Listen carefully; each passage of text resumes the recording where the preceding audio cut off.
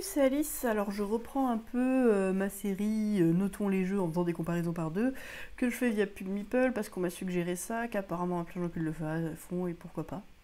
Voilà, donc le classement, moi je m'en fiche un peu. Pour résumer, c'est juste l'occasion de parler de jeux un peu divers et variés, un peu au hasard parmi des jeux donc de ma ludothèque que j'ai déjà joué, plus de certaines années que d'autres parce que j'ai pas noté mes parties en continu. Bref, c'est un peu arbitraire les jeux qui font partie de cette liste, mais c'est comme ça.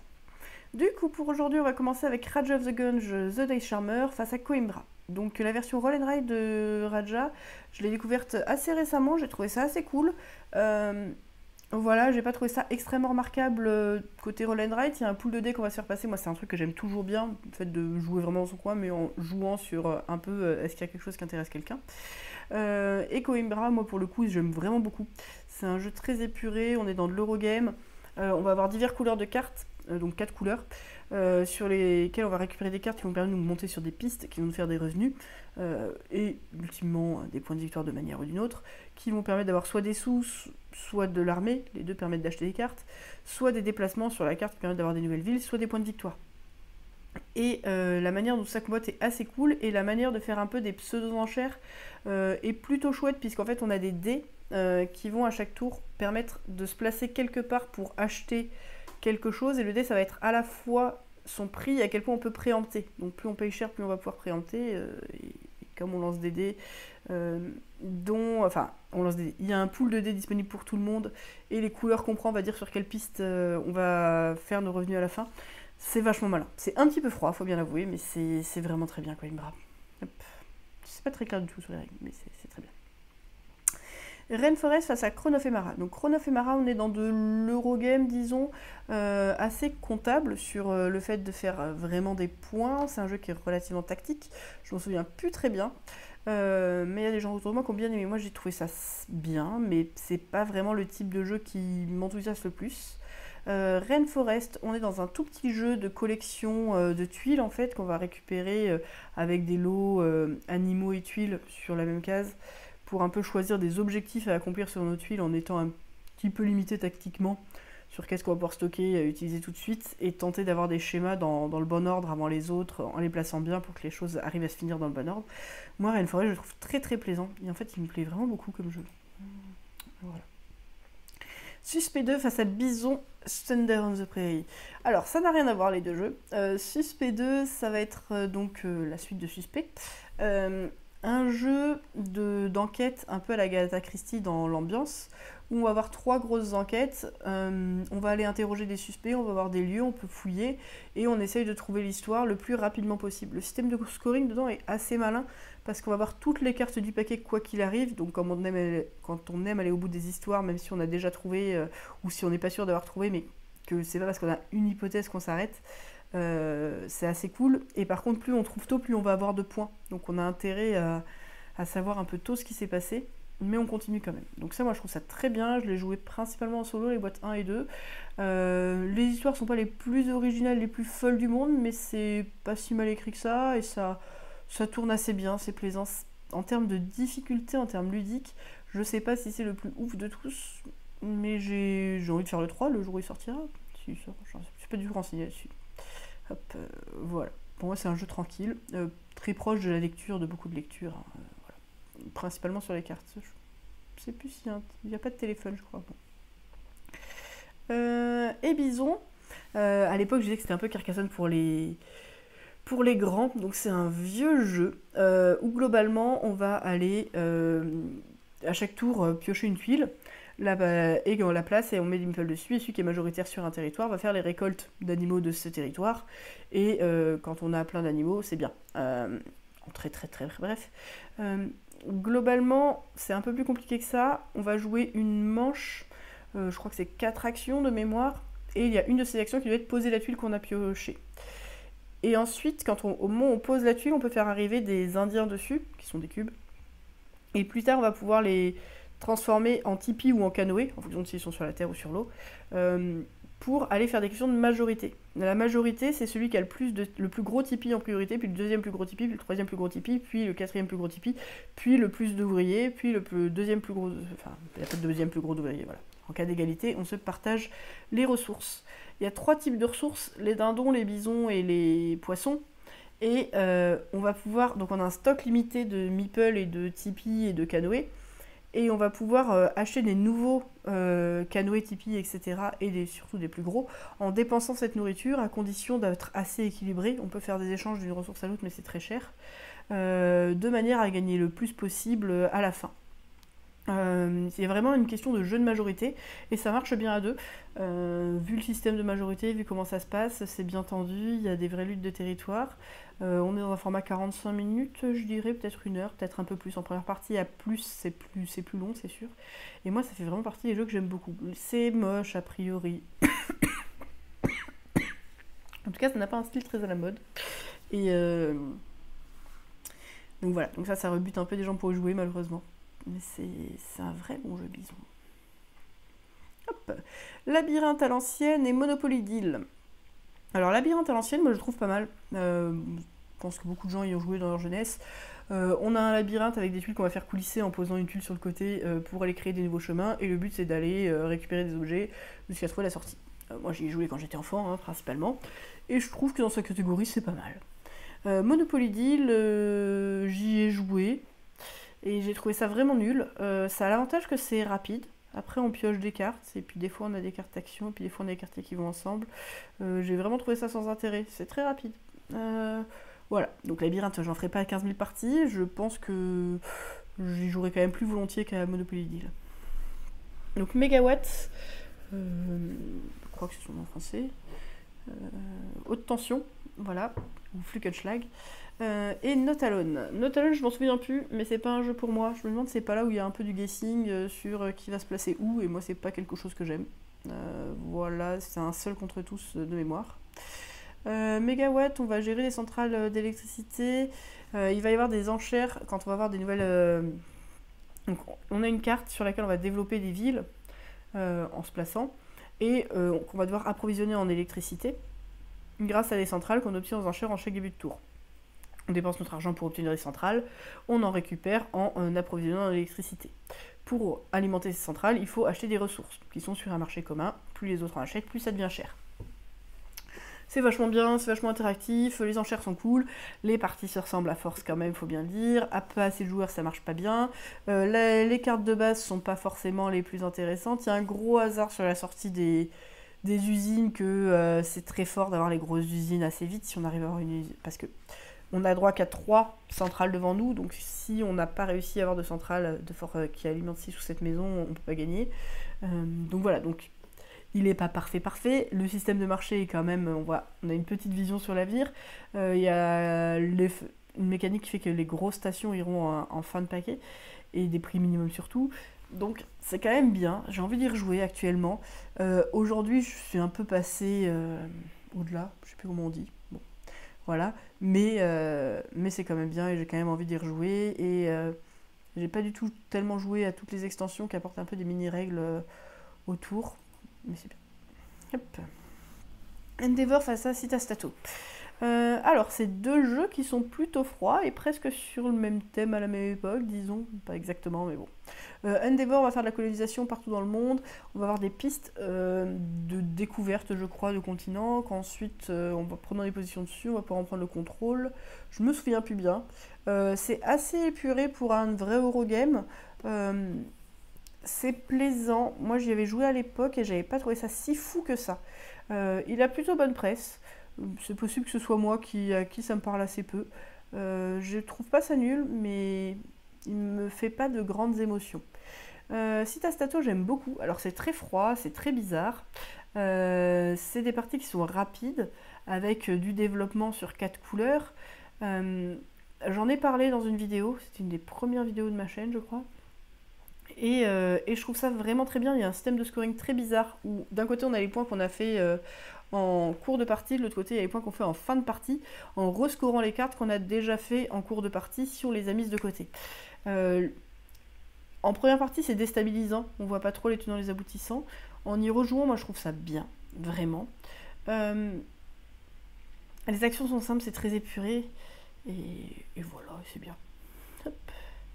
Alors, Arnak ou Narak, face à Till et Tom. Donc là, on est face à deux jeux récents, deux vrais Eurogames. J'aime beaucoup les deux. Arnak ou Narak. On est dans un espèce de deck building avec de la pose d'ouvrier. Où on va essayer de transformer des ressources au meilleur taux, d'aller couvrir de nouveaux lieux, d'aller faire des tas de choses pour progresser sur une piste de science, qui est quand même un des buts principaux du jeu, et aller découvrir de nouveaux lieux et aller combattre des monstres pour faire des points de victoire. Le deck, on le fait tourner relativement peu, mais on a aussi une petite prévisibilité sur dans quel ordre tombent les cartes. Les nouvelles cartes arrivent en dessous du paquet. Et beaucoup de cartes qu'on achète sont actives tout de suite aussi. Il y a des pouvoirs de pioche, donc on n'a pas un gros deck. On est entre le hand management et le deck building. Et notre deck tourne 5 fois maximum dans la partie. Donc c'est 5 pioches de main. Donc en général ça va tourner moins de 5 fois. Il faut le savoir. Moi j'aime vraiment beaucoup. On a du choix d'action dans tous les sens. L'extension le rend très sympathique avec des peuples asymétriques, enfin des pouvoirs asymétriques par personne. Je pense qu'il est plus varié sans extension qu'avec. Avec, on a vraiment envie de jouer son peuple, donc c'est très sympa à découvrir. J'ai pas envie de faire toutes mes parties avec l'extension. J'y ai beaucoup joué, j'y joue un peu moins dernièrement, j'ai envie de le ressortir là. Et je le trouve tout le temps plaisant. Vraiment, je sais qu'il y a des gens qui lui trouvent beaucoup de défauts, mais moi je trouve ça vraiment chouette. C'est pas vraiment un jeu de développement, l'interaction est présente sur où est-ce qu'on va se placer, dans quel ordre, tout ça, mais vraiment on est dans produire plus pour réussir à avancer sur cette piste, gagner plein de petites courses à plein d'endroits. Il y a des questions de timing, il y a des questions de toujours vouloir en faire plus, et moi ça j'aime bien. Till et Tom, il y a aussi un côté toujours vouloir en faire plus.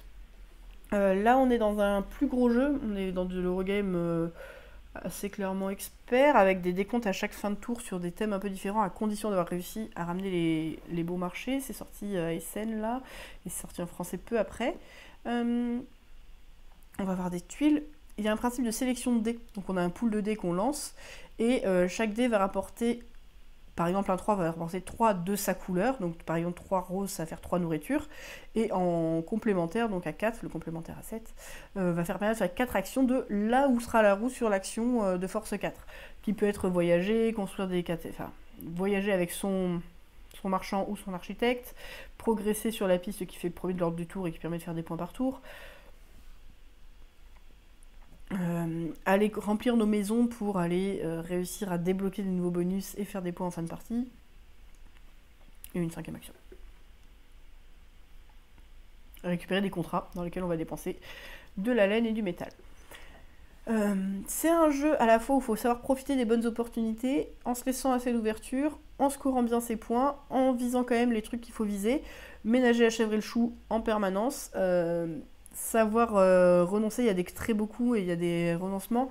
Il y a eu un petit ajustement de début de partie, donc un truc publié sur internet pour proposer des départs un peu moins tous au même endroit sur la carte, pour compenser un peu l'ordre du tour du premier tour qui désavantageait le dernier. Et vraiment, ouais, il y a de l'optimisation très très heureuse sur comment est-ce qu'on remplit ses maisons pour faire un maximum de points, un maximum de bonus au moment où ça nous intéresse. Là, pour le coup, c'est deux jeux que j'aime beaucoup. Arnak a plus un côté reviens-y, plus plaisant, plus ludique, je m'amuse quoi, vraiment quand je joue à ça. Till et Tom, je pense qu'il est plus péchu, plus profond. Je vais dire Arnak, mais j'aime bien les deux. Starship Captain face à Arcane Noah. Alors, là on est dans deux jeux de gestion pas trop lourds. Arcane Noah est plus court. Starship Captain est un peu plus long, mais c'est pas du très gros jeu. En durée, mais c'est pas très compliqué. Dans Starship Captain, il y a un petit principe, un petit peu de deck building, mais pas vraiment. On va avoir un pool de personnages qui vont boucler entre eux, et on va pouvoir jouer plus ou moins certaines couleurs et pouvoir améliorer nos meeples qui vont permettre de rejouer plus, vraiment de jouer un peu sur ce pool de meeples en 4 manches. Donc ça augmente à chaque manche, mais on a aussi assez peu de tours.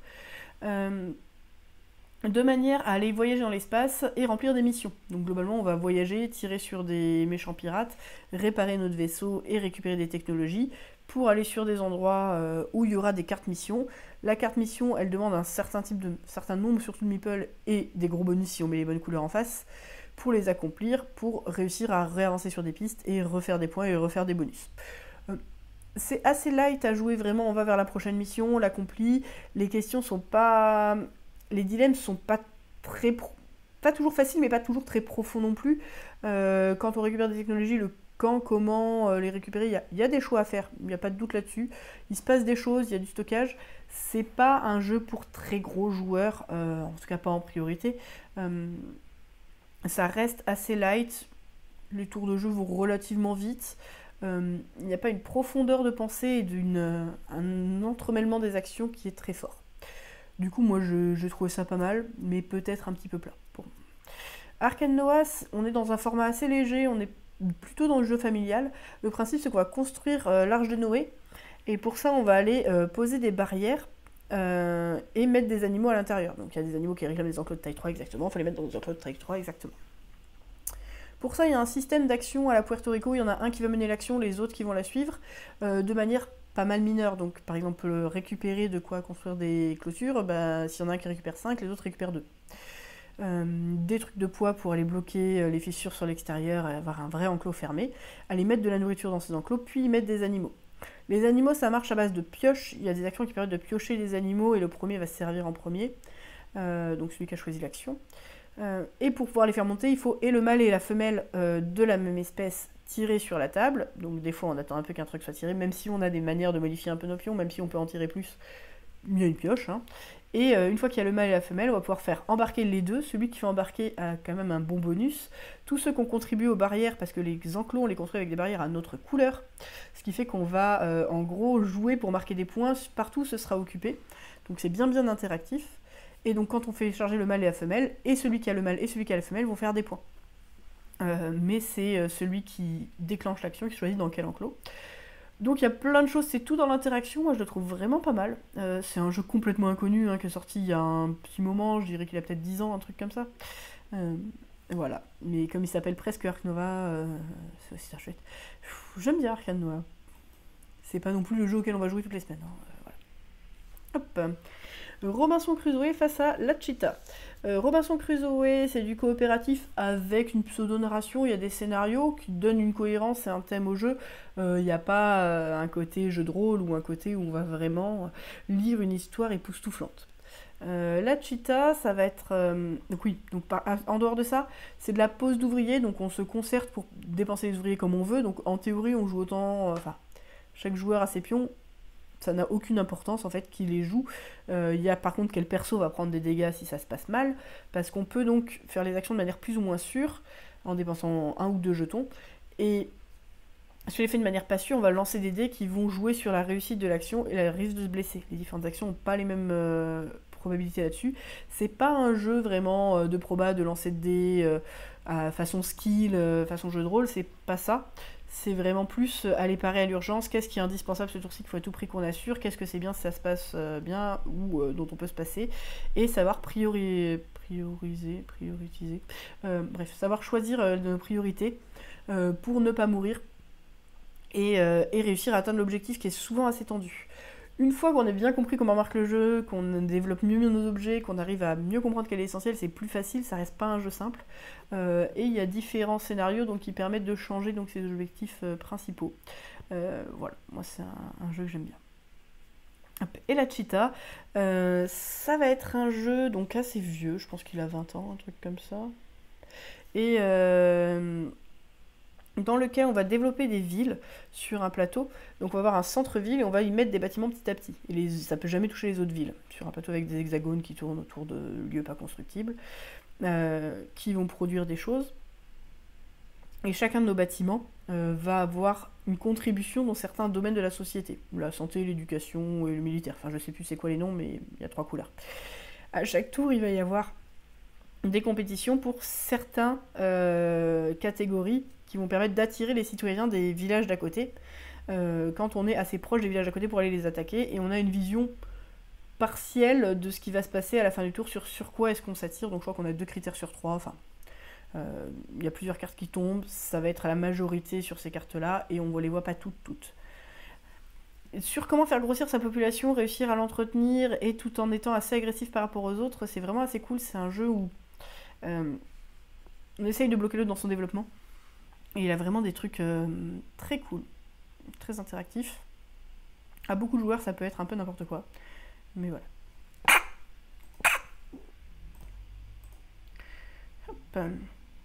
Muséum face à Jorvik. C'est deux jeux que je ne trouve pas exceptionnels dans les deux cas. Voilà. Muséum, on va faire de la collection de cartes qu'on va poser devant nous. Je trouve que les choix sont un peu triviaux et il y a des questions d'ordre qui comptent pas trop. Pour moi, c'est pas un jeu qui est extrêmement réussi, mais je l'ai découvert et je l'ai trouvé plutôt plaisant. Il a très mauvaise presse, donc je m'attendais vraiment à ce que ce soit naze. Et c'est pas naze. C'est pas fou, mais c'est pas naze. Jorvik, c'est un Feld, si je ne m'abuse, à base un petit peu d'enchères, qui doit être la réédition d'un autre. Avec des vikings, c'est pas mal, c'est très très froid. Et faut être assez pour que ça marche bien. Et en même temps, quand on est le bon nombre pour jouer à Jorvik, on a plutôt envie de jouer à autre chose. Mais c'est pas mal, vraiment, c'est pas mal à découvrir. Je vais dire Jorvik, mais... Ouais. Between Two Cities face à Copyright. Alors Copyright, je m'en souviens plus bien, mais c'est une question de rapidité. Je crois que c'est là qu'on doit superposer les trucs transparents, si je me plante pas, pour avoir l'image qu'on nous donne en superposant tout un tas de calques. J'aime bien ce genre de jeu, c'est toujours plaisant. Voilà, je m'en souviens plus bien, mais j'aime bien. Between Two Cities, ça va être un jeu donc, de pose de tuiles en 1 heure qui peut jouer jusqu'à 7, un peu moins d'1 heure, plutôt une demi-heure. Entre une demi-heure et 1 heure. Un peu à la SimCity, où on va voir les bâtiments d'industrie qui doivent pas être à côté des villes, les parcs qui doivent avoir une taille de 3 idéalement, les commerces qui doivent être à côté de bureaux, bon, bref, des choses comme ça. Et le truc assez rigolo, c'est que c'est un jeu de draft et on joue entre deux villes, donc on a une ville en commun avec notre voisin de droite, une ville en commun avec notre voisin de gauche, et ça va être la plus petite des deux villes qui va être notre score. Donc on a envie d'équilibrer entre les deux. Et dans le draft, ça a une vraie importance parce que donc on va drafter au début 7 tuiles et on va en sélectionner 2, une pour notre voisin de droite, une pour notre voisin de gauche. Au moment où on les sélectionne, on ne dit pas qui et pourquoi. Et il peut vraiment y avoir le fait d'anti-drafter le voisin à qui on va passer nos tuiles à un autre voisin. Et on a envie de lui passer des tuiles qui vont bien avec notre ville, mais pas avec l'autre voisin. Donc il y a une petite tactique là-dessus qui marche très bien avec le draft. Bon, des fois c'est pas pertinent. Et un petit peu des fois avec la négoce avec les voisins pour dire « Ah mais si, vas-y, mets les points chez moi, tu vois bien qu'on a rien. » Moi je suis pas très négociation diplomatie, mais ça reste ici très très léger. Et voilà, et plutôt malin avec un système de draft du coup qui marche bien. Je rejoue plus à Between Two Cities qu'à Copyright, même si Copyright c'était pas mal. Heartland face à Unmars. On a deux jeux qui n'ont rien à voir. Heartland, c'est de la pose de tuiles où on récolte des légumes, qui est un vieux truc inconnu, très allemand, très kitsch, mais qui marche bien. On va superposer un peu les choses. Quand on va finir de récolter des patates, on va pouvoir replanter dessus. Je me souviens plus précisément, mais on va mettre des fermes qui vont nous permettre de débloquer des trucs, avec un petit côté un peu course par rapport aux autres là-dessus. Encore une fois, je suis plus très très sûre. Et c'est bien, franchement, ça fait une éternité que j'ai pas joué, mais j'y rejouerai bien parce que c'était un bon jeu dans sa catégorie. Un peu froid, un peu long pour ce que c'était, surtout avec des joueurs qui ont peut-être moins l'habitude de jouer. Mais voilà, c'est un jeu qui mérite d'être connu, d'après moi, qui est tellement connu. C'est pas non plus celui qui mérite le plus, hein, mais c'est un jeu que je peux ressortir du placard. Et On Mars, donc c'est un Lacerda. Donc là, on est dans du gros jeu, avec vraiment un système de chaînage d'action qui est pas évident à bien rentrer dedans. Où on va donc développer Mars. Pour ça, on va alterner au rythme de notre choix entre Orbite et sur Mars. Orbite, on va prévoir de construire, donc en récupérant des plans et récupérant des ressources. Et sur Mars, on va construire, donc en construisant ces plans, en allant donc construire des vrais bâtiments de base qui vont augmenter la taille de l'approvisionnement en ressources et de notre camp de base, et construire des bâtiments spéciaux sur ces endroits développés pour aller nous donner des actions supplémentaires possibles. On a une action donc exécutive par tour à la Lacerda qui peuvent devenir vraiment très fortes en activant un de ces bâtiments ou une des autres actions disponibles avec des cristaux, des choses. Il y a diverses petites actions, des petits rovers qui vont aller chercher des cristaux, des petits robots pour savoir où est-ce qu'on peut construire, de la compétition pour avoir la place pour construire, pour être le premier à être celui qui déclenche un nouveau niveau de station dans une des ressources. Ce qui fait qu'il y a plein d'éléments qui sont très très sympas. Moi, la première fois que j'y ai joué, j'avais l'impression de subir un peu. Et en fait, j'ai joué à 4, et moi, c'est un jeu que j'aime bien à 2.